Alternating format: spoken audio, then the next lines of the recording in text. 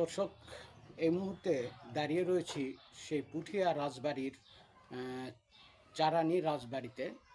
যে ছোট ভাইয়ের যেটা চারানি রাজবাড়ি বলে বলা হয় থাকে, সেই চারানি রাজবাড়ি ভিডিও আপনাদেরকে দেখাবো এবং ইতিহাস জানাবো।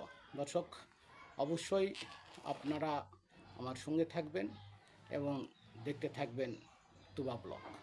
আপনারা জানেন পুঠিয়া এবং রাজশাহী একটি ঐতিহাসিক এবং ঐতিহ্যমূলক এলাকা।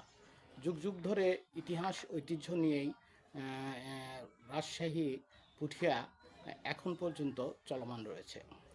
এই জন্যে আমি আজ এসেছি আপনাদেরকে জানানোর জন্য পুঠিয়া রাজবাড়ির যে যে চারানি বাড়িটি রয়েছে, এই চারানি বাড়ি সম্পর্কে আপনাদেরকে জানাবো এবং ভিডিও চিত্র দেখাবো।